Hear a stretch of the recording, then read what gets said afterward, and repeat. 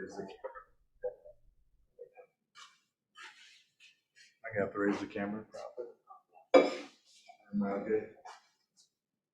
Okay.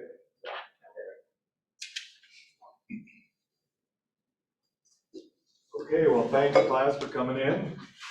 Excited to help you learn some good habits on prospecting and how to really grow your business and be a successful long-term career in real estate. Have fun doing it. So I started out, my name is John Hoffmeister, and I'm with Keller Williams Preferred Realty. I've been with this brokerage for about 5 years. I've been in the industry for 18 years. I've had my broker's license for 16 of those 18. I was with some of our competitors. I was a global banker for about 3.5 years. And then I went to Remax Results for 10 years. And it's a great platform, great place to sell homes. However, this is the best place. You're in the right place. Things that I wished I would have known 18 years ago. I'm going to give you a few of those pointers and secrets on how you can rapidly grow your business much quicker than I did, and probably less painful. So I started out 18 years ago. It was a pretty robust market, not quite this crazy, but it was in, at that time, about 40% of the purchases were purchased by investors or speculators flipping houses because appreciations were so crazy. And the difference from that market to this market is then there was a lot of inventory. We had 6.5 to 7 months inventory, which is kind of almost a buyer's market to a balanced market. So we're kind of right in that area back in 04, 5, 6, and 7. And however, prices were escalating. And the reason they were escalating back then is there was, if you fogged a mirror, you could get a loan. And they had pick a payment, which means you could pick a payment that wasn't even paying principal. And so every month your loan was getting larger and larger and larger. And those came with a reset, which they reset at 2 years. And not only did they reset and you couldn't use pick a payment anymore, you got a bigger loan and then the rate went up at the same time. So it was a double whammy, right? So they're used to paying not even the principal. Now they're going to paying principal and interest, and that interest increased by a half a point to up to a full point, which their payment went from $400 to $2,000. Well, that's what really started the recession. And then because it flooded the market with so many properties, then sellers that had to sell lost equity in their houses because the properties devaluated so quick, which then spurred on the full recession. But that's where it started from. So we're not in that market today at all. We're not in a bubble, just so you're aware of that. Good time to buy, good time to sell. We are an extreme seller's market today. So with that background, we're going to go into prospecting, how you can have a profitable business, how you can have a fun business, and how you can have a, more importantly, predictable business year in, year out, so you're not chewing off your nails wondering how you're going to make your mortgage payment. No one likes that ever. So one thing I think that's really important is to, and Keller Williams makes it really easy for you, so that's, you got a way head start on where I was at 18 years ago, and that's having a really good CRM, client management system. And what you do is you put everybody you know in that client management system. Friends, neighbors, family, vendors, people that you get your nails done on, your hairstylist, your grocery delivery guy, anybody that you do business with should be in there also. And what you'll do with that is in the businesses, that's what we call business to business, and that's a whole different prospect. And there you're going to really, and you might do business actually with them, and I've done that a few times.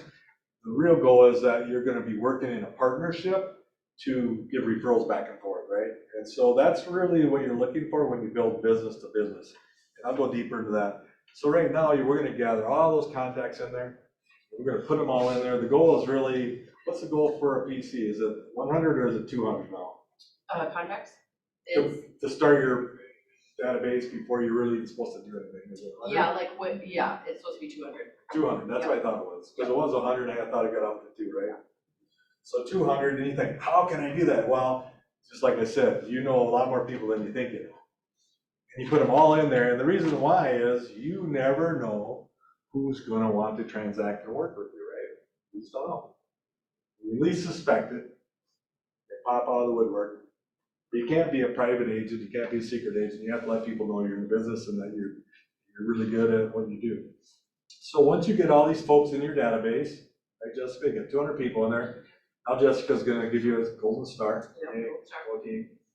Golden star team, we love that. Just stay there. And then what you have to do, once you get them in there, this is really the important part. So that seems like that's the hard part, and maybe it is a little bit, not so much. So then what you have to do is you have to go through that 200 or whatever you have in there and start qualifying them and putting tags on them, right, Jessica? Yep.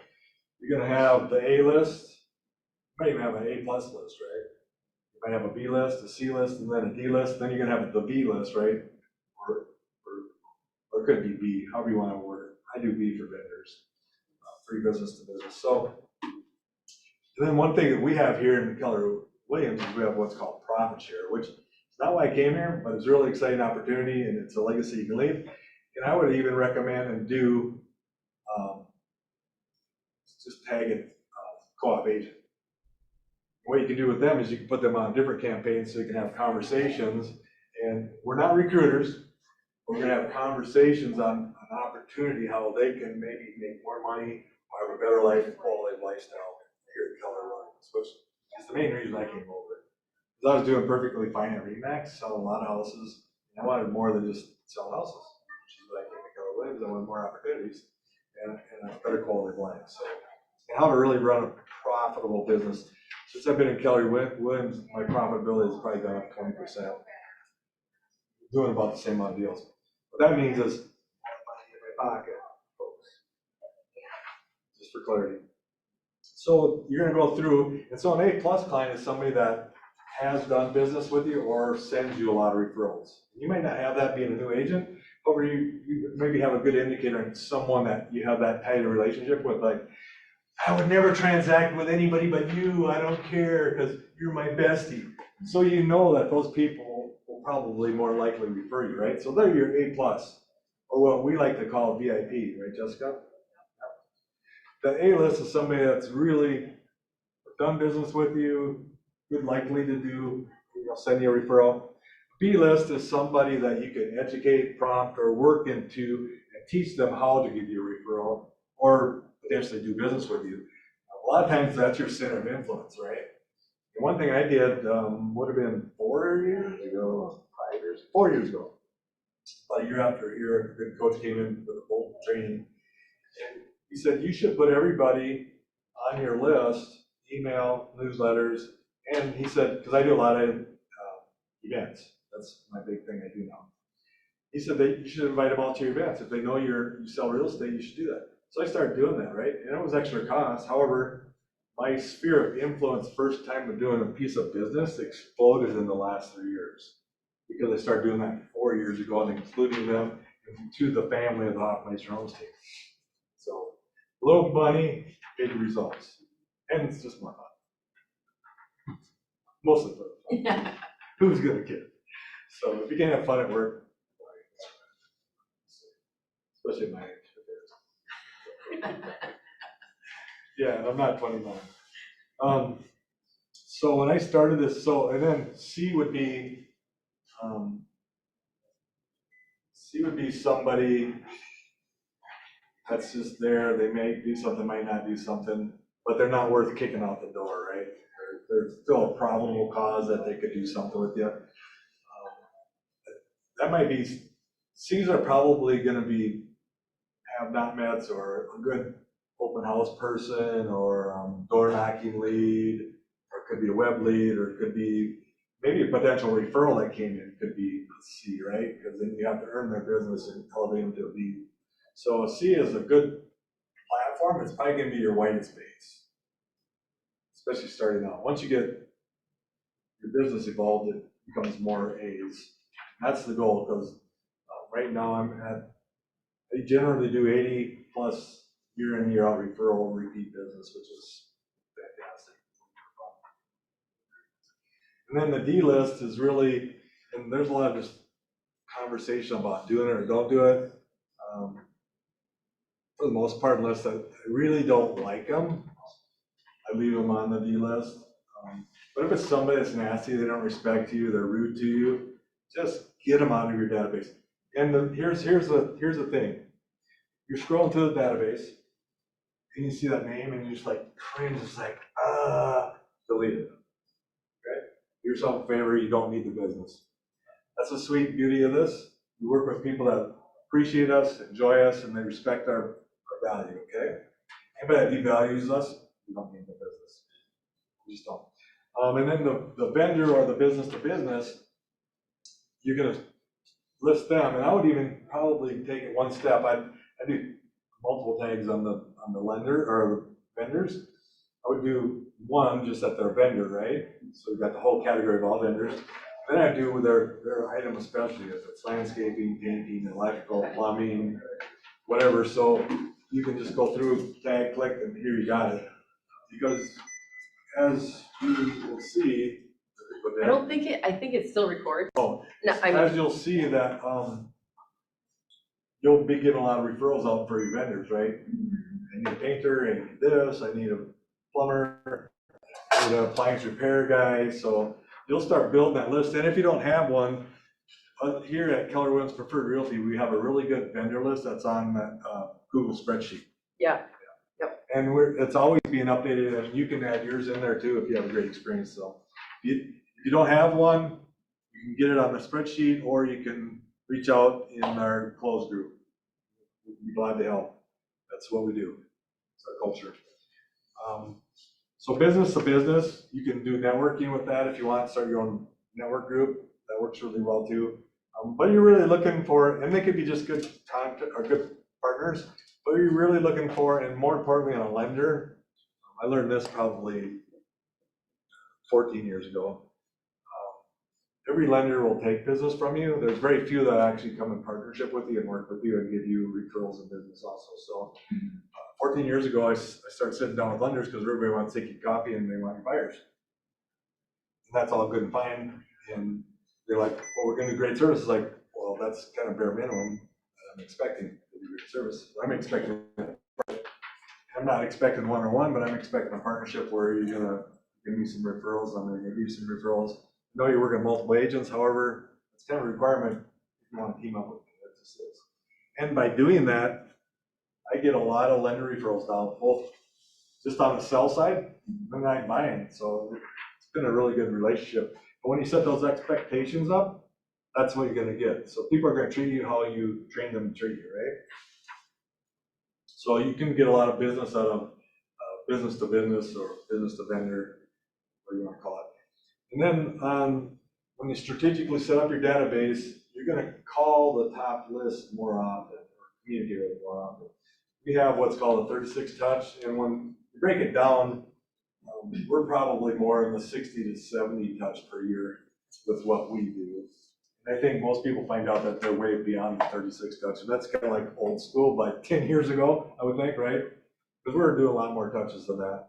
And the reason why is we have more people trying to get and take your database away more than ever now. So what, 36 touch? I don't know that's enough. I don't think it is. Not with how hard people are coming after your clients. I don't think it is.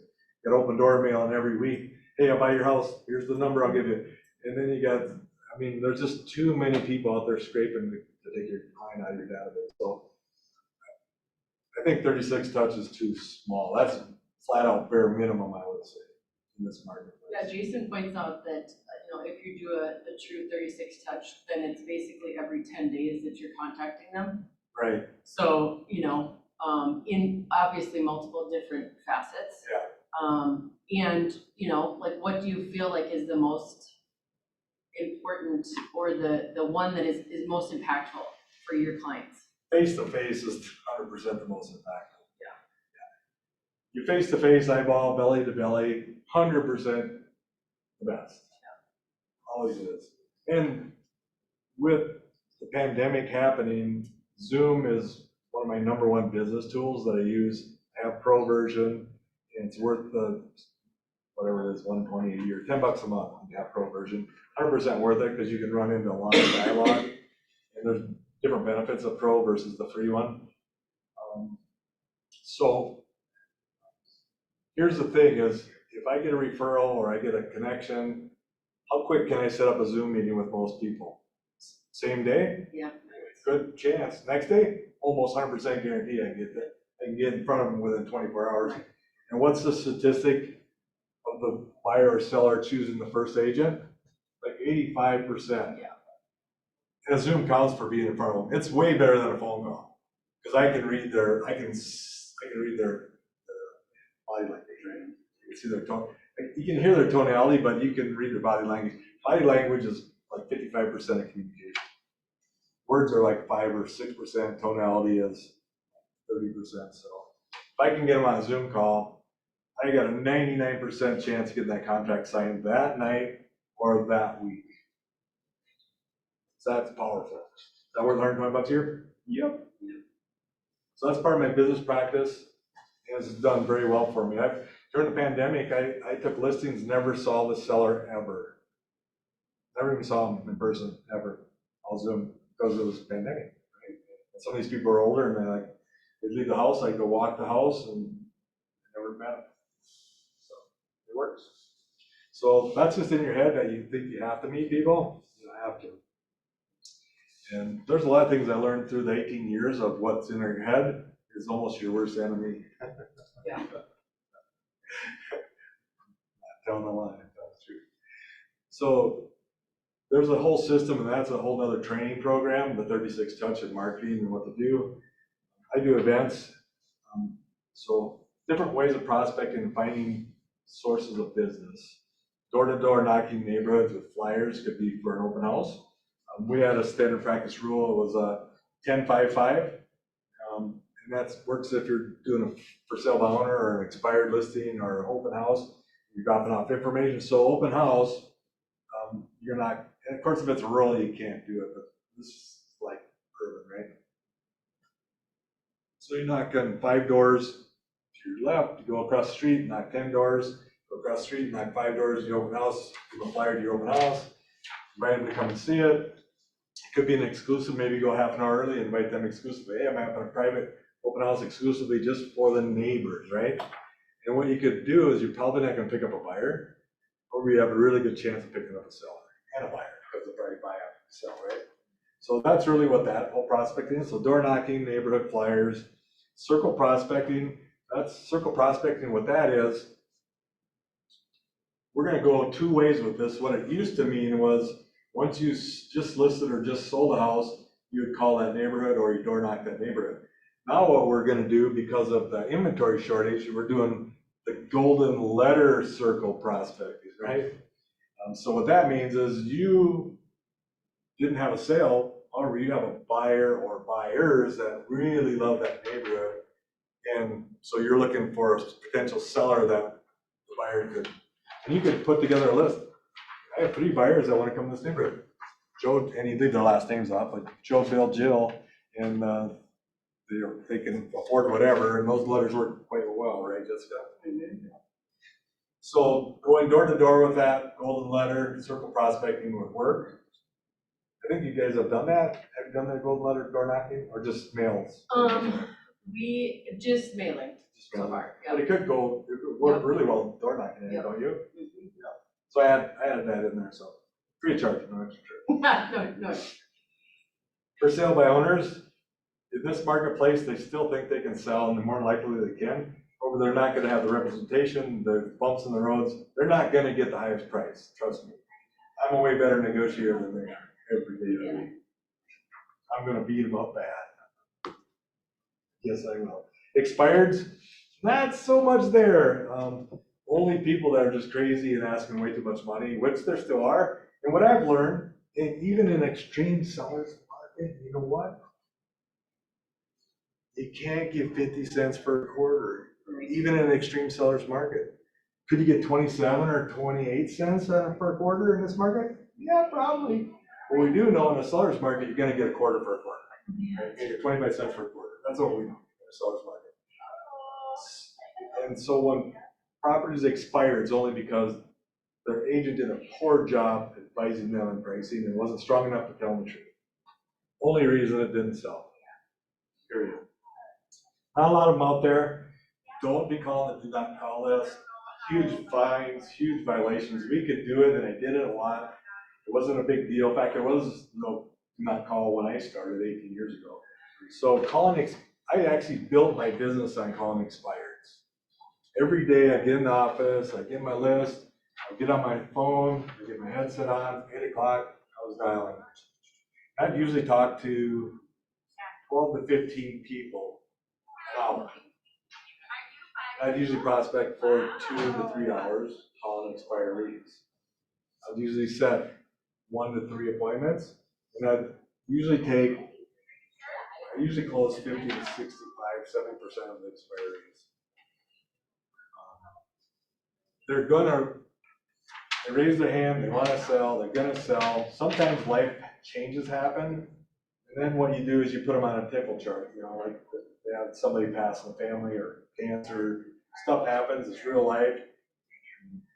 Be kind and don't just go after them, just back off. You're gonna get the business if you respect them and follow up the way they want it, you're gonna get the business. It just takes a little longer, but expireds and physicals are now business.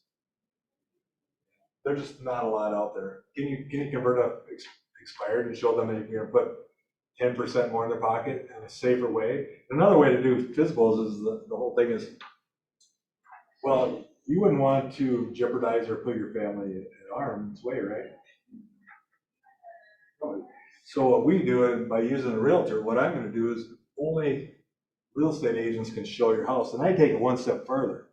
I put what's called an electronic lockbox on there. So only a licensed professional can have access to your home, only from 8 in the morning till 9 at night. I can't even get in here, it locks it up. And I've tried to break that box, when I was in construction, the sledgehammer, you break it. It's very safe and secure. And the other benefit is, I do it even on vacant houses, you know why? Is because as soon as that box is open, I know who opened it at what time, so I know who's responsible if there's any problems. I have total control on that, okay? So most agents don't do that, I do that. And it's important that you do that. So you would want that as a homeowner, you would want your family protecting, and you don't want somebody coming through here that you don't even know who they are. They could be a murderer or a rapist, you don't know. Or they're staking out your house so they can come and rob you later. You don't want that on your family, do you? No, who would? So let's do the right thing here. Sign the contract. I'll take care of all the details and keep your family safe. You'd want that, right? Yeah. I was gonna say too about the lockbox that I always bring up is the fact that you can control the time. Yeah. So you can say, nobody will come in from 8 PM to 9 AM, like they just can't get access. Yeah. And then also, if you end up having somebody, like you said, a vacant home, I have had somebody call and say, hey, I'm an investor, what's the code? And I'm like, well, it's a super lockbox. Oh, it is, so then you're gonna have to show me. Yep, and here's when I'm available.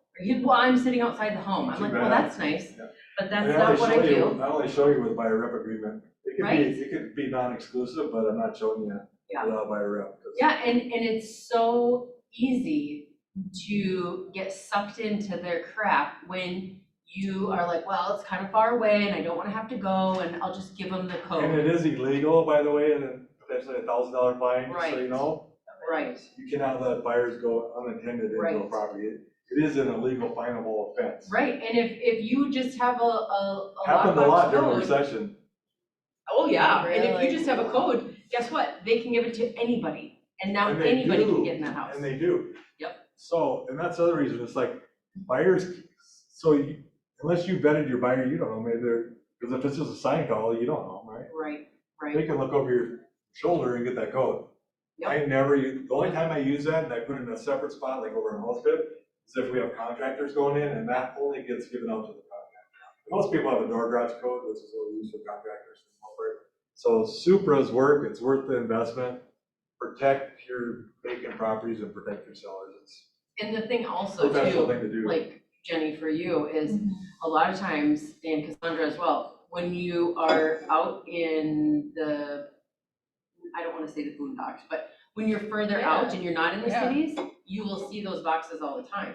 And sometimes you'll get pushback from the agents and they're like, why are you putting a super on here, right? And it's like, because that's how I do business, right? Like, don't let anybody It's your try to business. sway you on that. And if they don't have it, and if they are a bona fide legit agents and some appraisers, and it's a row, I might put a secondary box hidden, and it'd be by extreme vetting, and they'd have to be a licensed person for real. Right. So there's exceptions, it's not like a hard pass. Yeah. Especially get rural, because some of those, I think it's better now.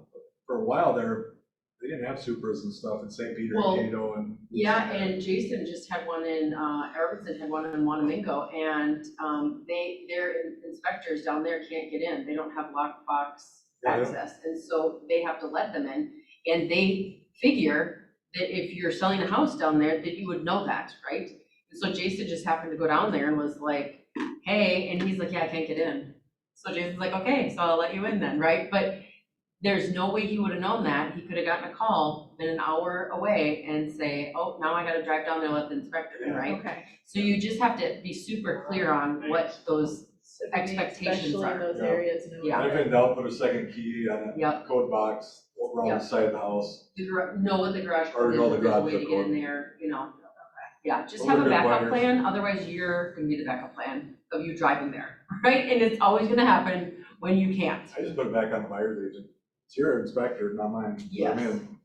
Yeah, right. That's so sad. Yep. Sell it to somebody else, like, we'll open the door. Yep. Okay.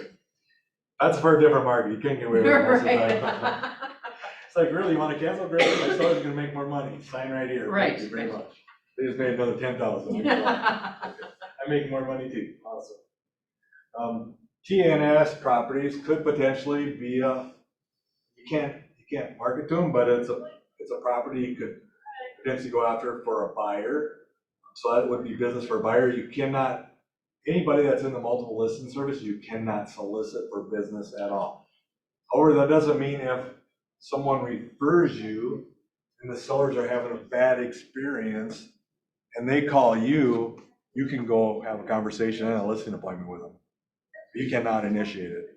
However, you're not crossing the line if they invite you there to do a listing presentation. You can't sign contracts till the contract's expired. Some people think, well, you can't talk to them at all. It's like, that's not true. If they initiate the conversation, you can talk to them, not cross the line. That has happened to me multiple times, especially back when I was doing a lot of expiries.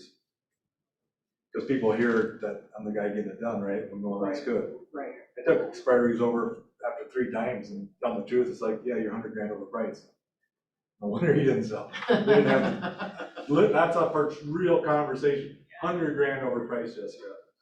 And they signed the contract and I sold the house in 2 weeks. God. There's an expired 2 doors down from me and I can see their dock and there's no reason it shouldn't have, it should be expired, but it's, I mean, what do you do in that type of situation? Go get the business. Yeah. Price it. It's just, it's overpriced.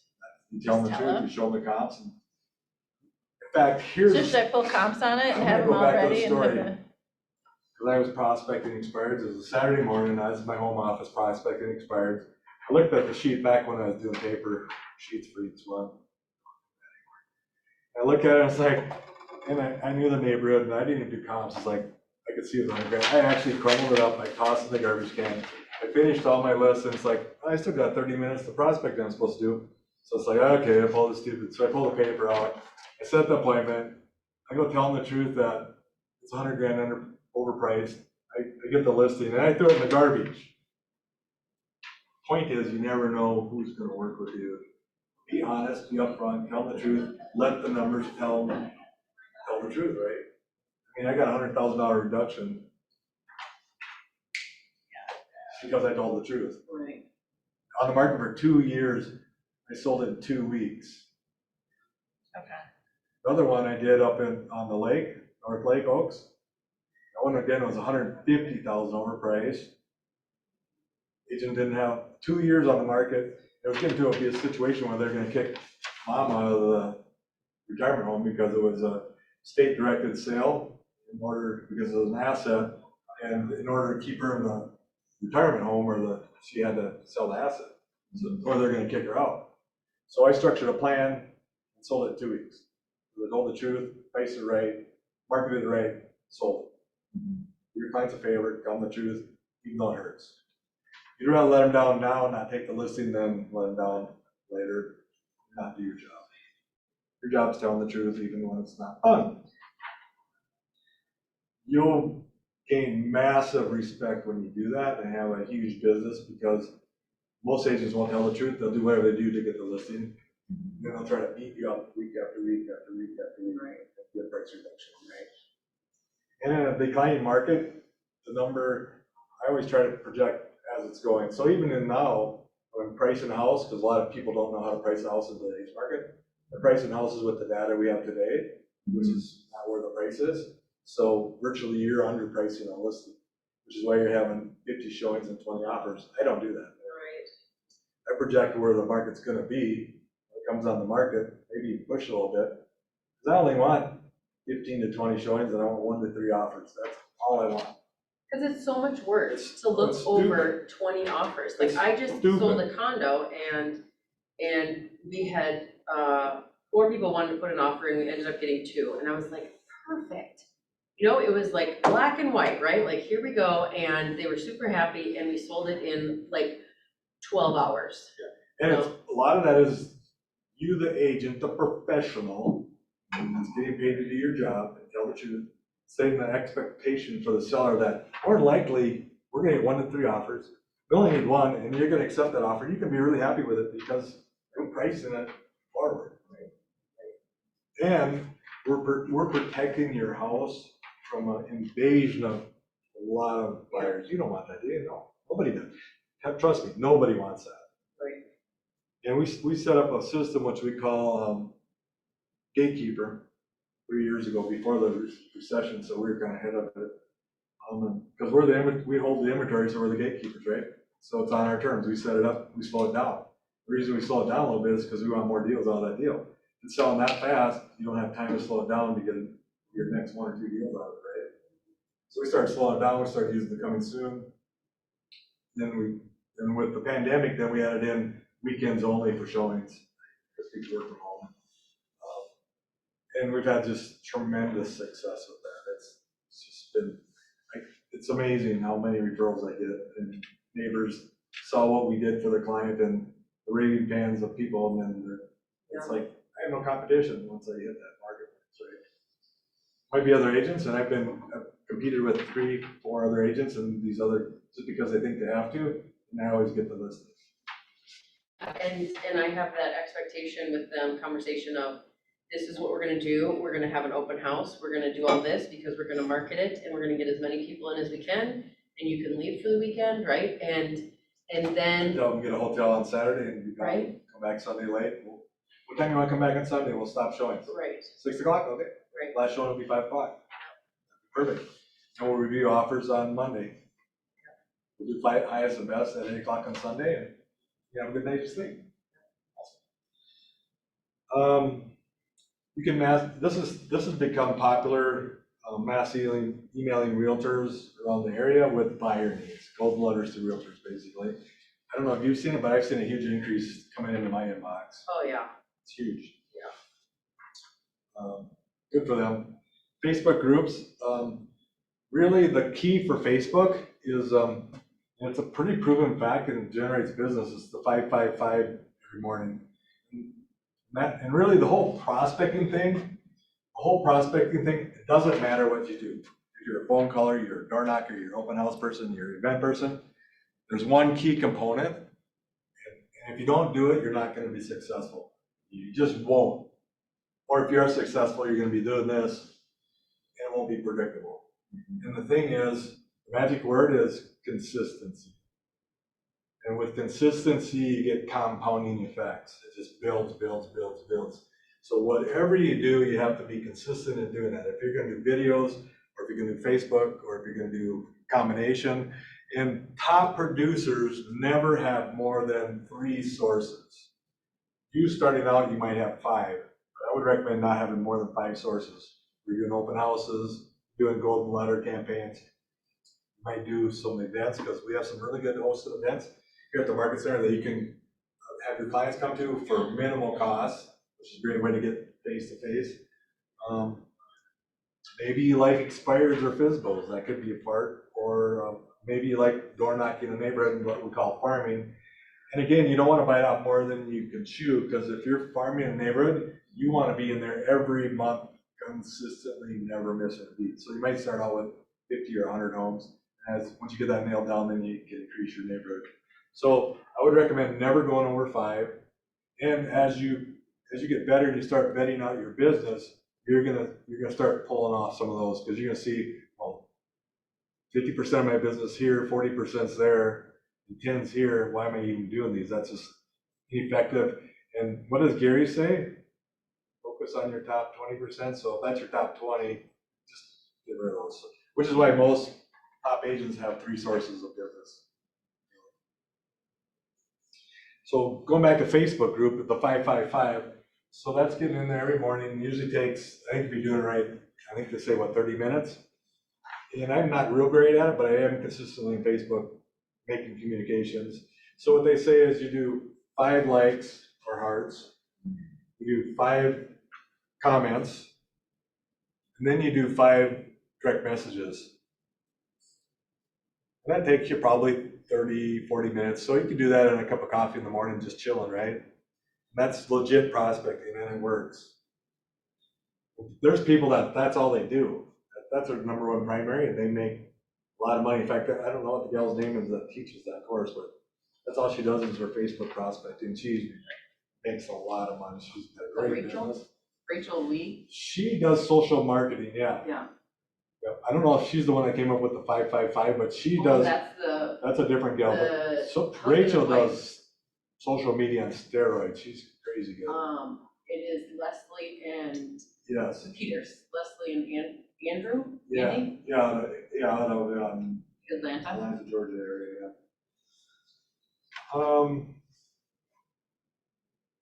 So another place you can find business. I think it's probably still out there. Make Me Move on Zillow. You can get the information. People like, well, if you give me $1 million for my $400,000 house, I'll sell it. Doesn't mean that you can't advise them and coerce them, because life changes. So that's a place. Target marketing, mailings. I put in and added golden letters because I think they're more successful than blank. And I really like, I don't know if you guys were in that training, but she showed us with that RPR how you can target, so you don't have to mail out to the whole neighborhood. You kind of cherry pick the neighborhood to keep your costs down, and more likely you're gonna have a phone ring. So it takes a little bit more work, but it wasn't that much more work. Right. Pretty quick and really cool. The other thing we had Taylor Allen figure out was they give you emails as well. So he took all the email addresses for a condo that his client wants. Yeah. He got 30 emails.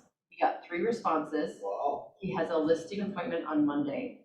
That's a really good return, 30 to 1. Yes, in half an hour, and free.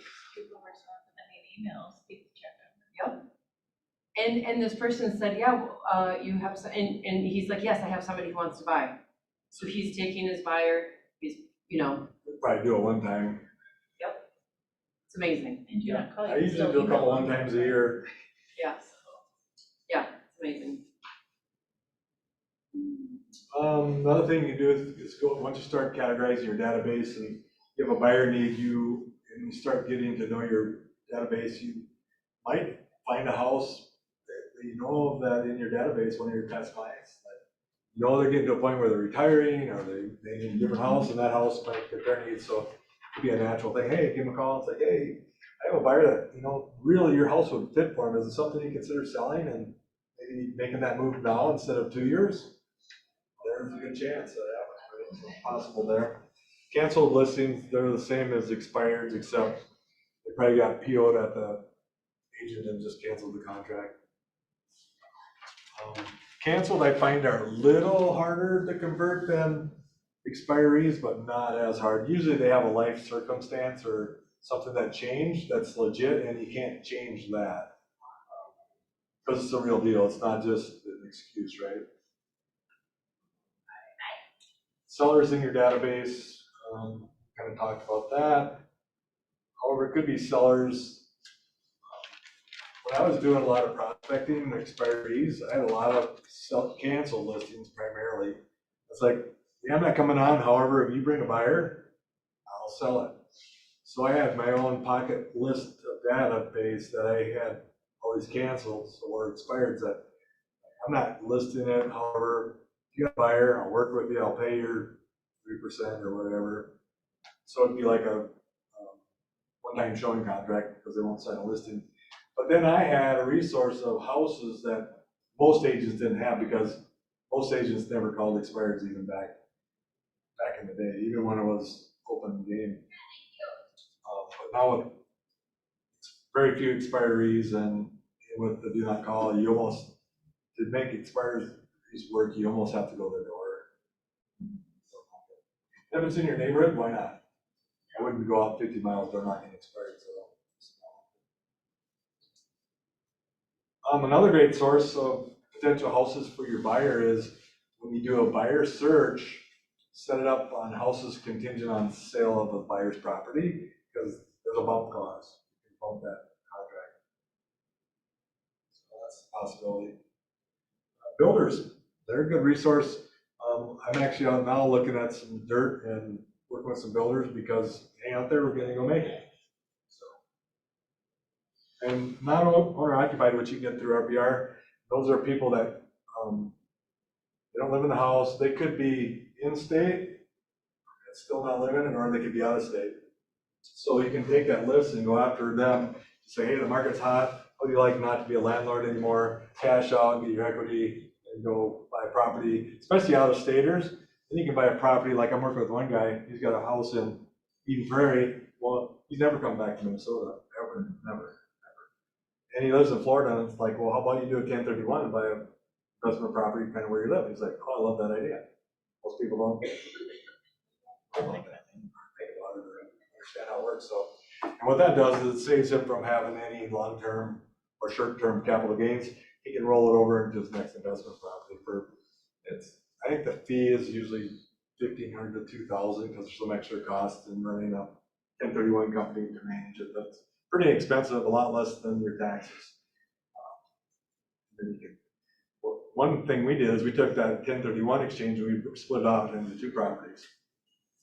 So you can do that too. So you take the cash, split it into two properties, and get two for the price of one. It's pretty lucrative and really good for investors. So any questions? This huge audience I have. I think I would pick for sure 3 things of prospecting that you're comfortable with. I would recommend part of the consistency is doing it at the same time as much as possible a day. Whatever your work schedule is, if you're part-time, that's one thing. If you're full-time, you should do it Monday through Friday. Realistically, they recommend 2 to 3 hours. And if you're new and you don't have a lot going, they're saying 4 hours even. And that way you can generate your pipeline and get it going. One thing, again, with consistency and when you get busy, you can't stop prospecting, because what's going to happen if you stop prospecting and working your pipeline, you're going to have this in your business instead of this, right? So the whole goal is being consistent. It's easy to do the prospecting, or easier when you don't have a lot going on. But when you start doing 2, 3, 4 closings a month, it's still critical that you get at least 1, 2 hours in every day nurturing that pipeline and prospecting. Add more people to your database. So when you do that, you're going to have a happy, successful, long career, have fun in real estate. Then you should do other stuff like your business checkbook set up, get a good business CPA partner so you keep your profits, structure an LLC. That's a whole other story, but not prospecting. That's keeping your money. Story. And staying out of trouble with the IRS. Another huge thing you want to do. Right. Keep your money and stay out of trouble with the IRS. Right. Yeah, that's like the other thing that. So if you don't have a business checkbook, you should get one. Yeah. Okay. I would even recommend spending a few $100s and getting an LLC. Mm-hmm. And then you can choose to do an S corp for taxation in an LLC, which is what I do. We have a lot of tax benefits. That works good. There are double taxes, but for the amount of money you save, it's maybe you don't need to do that right away. I would go ahead and incorporate it right away. Yeah, I had an LSC for my cheer company, so I've done that before in California. Usually $600 to yeah. $1,000 to get a. I think you can do it yourself if you feel comfortable with it for a couple $100, but I just hired an attorney. Yeah, it's $155 through the Secretary of State. Yeah, you just do it yourself. Oh, really? I know, I paid 800 and I was like, mine wasn't even an attorney who did it. I'm like, I'm happy with mine because I had an attorney do mine, it was like $650. But every year, because you have to renew that stuff and keep it up, they do that for me every year. I don't have to mess with it. So it was worth Yeah. it was worth the money for me. Because California LLCs, there's like minimum yearly fees that you have to pay no matter what you make and different things. I Oh, we know. don't have that here. Oh, yeah, California, you have to pay $800 every year. What? Yeah. What? No, we don't have that here. But you do have to renew your LLC every year. Okay. Which is just like and if you have like a bookkeeper or an accountant, they can do that too for you. I Really good won't do tax that lady. for me. No?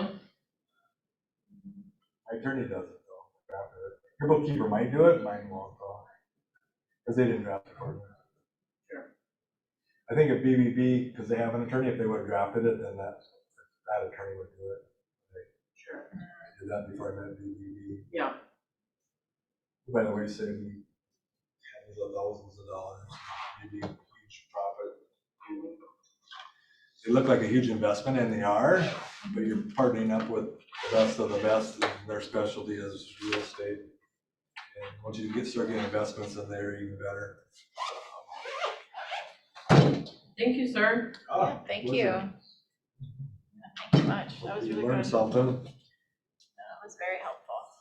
I learn something every time. every time. Thank you. Yes, thank you. Pleasure. You guys have a great one. You too. Happy St. Patty's. Bye, Ellie. Grab some.